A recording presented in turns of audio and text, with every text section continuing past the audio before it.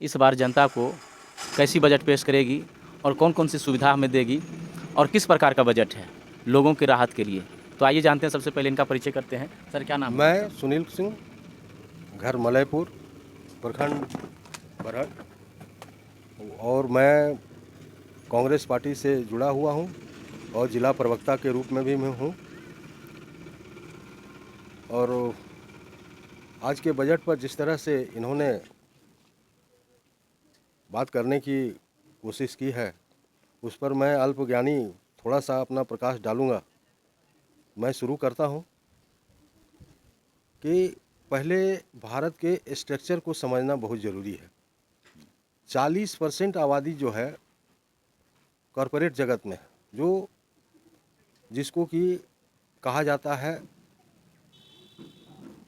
ये कॉरपोरेट जगत, और बाकी 60% जो है वो आपका जो है व्यवस्थित नहीं है, वो रोज़मर्रे की ज़िंदगी जीता है, जिसमें निम्न मध्यम वर्गीय नहीं, निम्न मध्यम वर्गीय तो हैं जिसको कि स्लैब दिया है 7 लाख तक का, कि 7 लाख तक की आमदनी होगी तो उनको जो है वो टैक्स नहीं लगेगा, इनकम टैक्स और या आयकर जो भी है नहीं लगेगा।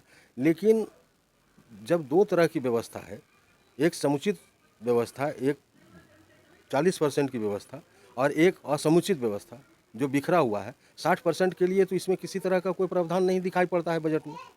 अभी जो पेश किया गया है बजट, इसको अभी हम नहीं कह सकते हैं कि ये बजट पास हो गया, लेकिन ये प्रावधान तो नहीं नज़र आ रहा है कि ये सिर्फ कॉरपोरेट जगत के लिए है। 60% के लिए तो इसमें किसी तरह का कोई प्रावधान नहीं दिखाई पड़ता है बजट में।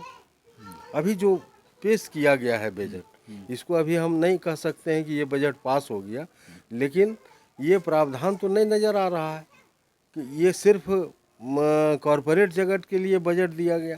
वैसे सुनहरे सपने अभी बहुत दिखाए हैं उनके लोगों ने कि ये बहुत सी चीज़ें, जैसे आपका चांदी हो गया, मोबाइल हो गया, इलेक्ट्रॉनिक सामानें, कॉस्मेटिक सामानें तो सस्ता हो रही है। नहीं, चांदी की सामान सस्ता नहीं है, चांदी की सामान सस्ता नहीं है। लेकिन एक बात समझने की कोशिश कीजिए कि ये जो इलेक्ट्रॉनिक्स सामान है, जी, अभी कितने लोगों तक आप मुहैया करवा पा रहे हैं? मोबाइल सस्ता हो रहा है। मोबाइल सस्ता हो रहा है। मोबाइल, अभी मोबाइल की गणना है आपके भारत में कि कितनों के हाथ में मोबाइल है? तो मोदी सरकार इसमें जो है आपका सारा कॉस्मेटिक सामान जो महिलाएं यूज करती, इसका सामान भी तो सस्ता तो कर वही रही तो है। मैं कह रहा हूँ कि पहले भारत के स्ट्रक्चर को समझने की कोशिश कीजिए कि भारत की मतलब अर्थव्यवस्था जो है ज़्यादातर निर्भर कहाँ करता है? ग्रामीण परिवेश में, जी, कि वो शहरों में सब व्यवस्था हो गया, ऐसे ही तो बात नहीं है। और ग्रामीण परिवेश में कितनी औरतें ये जो कॉस्मेटिक की बात कर रहे हैं वो कितना यूज कर पाती है? बहुत सा ऐसे चीज़ें हैं कि जो कि दिखाया जा रहा है कि सस्ता होगा, और ये आम जनता के लिए बजट है। आम क्या आपको लगता है कि जी आम जनता के नहीं, लिए? जी नहीं, मैं इसे पूरी तरह से आपको कारपोरेट जगत की कह रहा हूँ। उन्होंने जो इसमें प्रावधान किया है वो ये किया है कि आप जो है कुटीर उद्योग से हट के आप जो है एस्टेब्लिश कीजिए वो ऐसे सब चीज़ पर जिसके लिए कि अभी तक स्ट्रक्चर तैयार नहीं हुआ है हिंदुस्तान में। बनी निर्माण की व्यवस्था आप करते हैं, लेकिन बनी निर्माण पर स्टार्टअप की बात करते हैं। ठीक है, स्टार्टअप की बात करते हैं तो स्टार्टअप के लिए आपने कितना क्या किया है?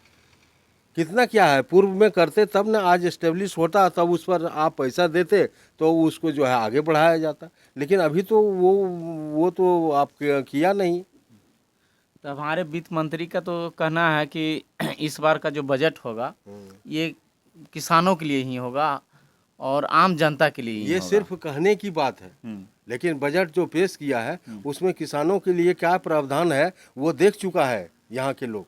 तो इस पर क्या कहेंगे आप वित्त मंत्री को या हमारे प्रधानमंत्री को, वित्त क्या कहना मंत्री चाहिए? से मैं अभी भी कहूँगा कि अभी जो बहस होगी, बजट प्रावधान पर बहस होगी पार्लियामेंट में, वो फोकस करें ये 60% के लोगों पर। 60% वंचित लोग जो रह जाते हैं उस पर करें। इस बजट से हमारे बिहार को क्या लाभ मिलने वाला है? बिहार को तो कुछ नहीं दिया गया, बिहार को तो कुछ नहीं दिया गया इस बजट में। अब मान लीजिए कि विशेष दर्जे की बात थी, वो भी नहीं, पैकेज भी नहीं। कुछ तो नहीं दिया गया है। 2015 में जो घोषित हुआ था एक 1.25 लाख करोड़ पैकेज, क्या सरकार दिया? नहीं, वो पैकेज तो नहीं हुआ, फिर वो जहाँ के तहाँ ही रह गया। रेल का भी वही हाल है, बिहार को तो एक भी सौगात नहीं मिली। तो अभी हमारे उप मुख्यमंत्री जो है श्री तेजस्वी प्रसाद यादव जी कह रहे हैं कि ये जुमला का सरकार है, ये ठगने का बिहार है, तो क्या इसमें कितना सच्चाई है? सच्चाई आपको मैंने बयान कर दिया। मैं तेजस्वी यादव जो पूर्व अभी वर्तमान में अभी उप मुख्यमंत्री हैं, वो क्या अवगत हैं और क्या कहना चाहते हैं वो समझें। मैं जो समझा, जो देखा, बजट को मैंने पढ़ा, सुना या जो मैं अवलोकन किया, उसके आधार पर आपको मैंने कहा। चलिए, तो अंत में प्रधानमंत्री जी से या वित्त मंत्री जी से क्या कहना मेरा चाहेंगे?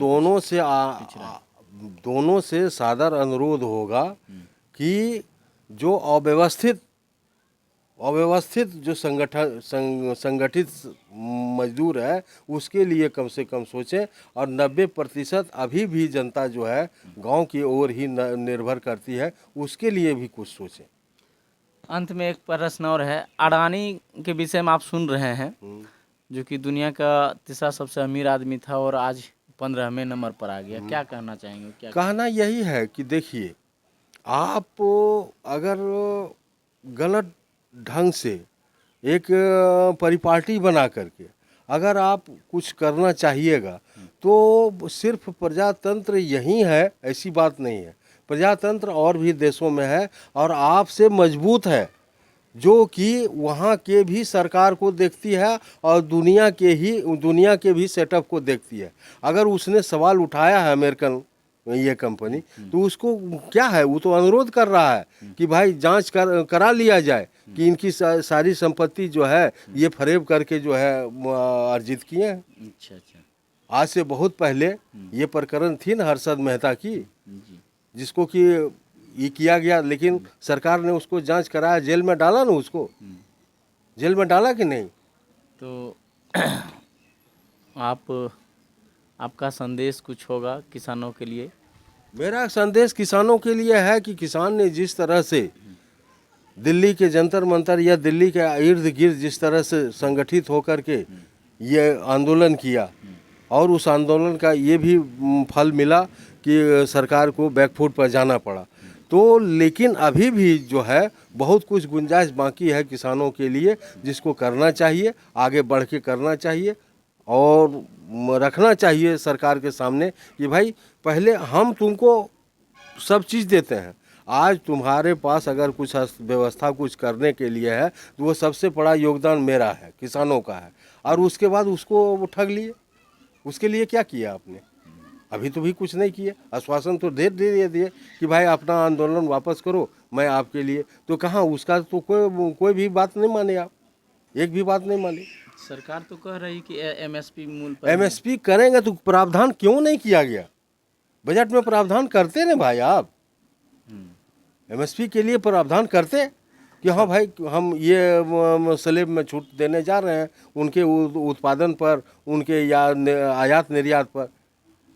आप ये हब बनाने की बात करते हैं मोटे अनाजों की, तो मोटे अनाजों के हब बनाने के लिए पहले यहाँ आपको विकसित करना पड़ेगा, उसके लिए है? सरकार के पास ऐसा कोई स्ट्रक्चर है कि नहीं? वो आप बात कर रहे हैं हब बनाने की मोटे अनाज के लिए, ठीक है, उसके उत्पादन में भारत जो है बहुत उन्नति किए हुए है और बहुत दिन से उन्नति किए हुए, ये इनका कोई देन नहीं है, वो पूर्व से है। मोटे अनाजों में उनका जो है हमारा आत्मनिर्भरता, वो यहाँ के किसानों के द्वारा हुआ है। ये क्या करेंगे अब देखने की बात है। चलिए, बहुत बहुत धन्यवाद। अभी आप सुन रहे थे कांग्रेस जिला प्रवक्ता श्री सुनील सिंह जी को, जिन्होंने बहुत बेहतरीन तरीक़ा से बताया कि ये आम बजट किसके लिए है, कॉरपोरेट जगत के लिए है, किसानों के लिए कुछ नहीं, और ख़ास करके हमारे बिहार के लिए कुछ ऐसा विशेष चीज़ नहीं है इस आम बजट में। और अभी आप सुन रहे थे मेरे साथ कैमरामैन रंजीत जी हैं। बहुत बहुत धन्यवाद।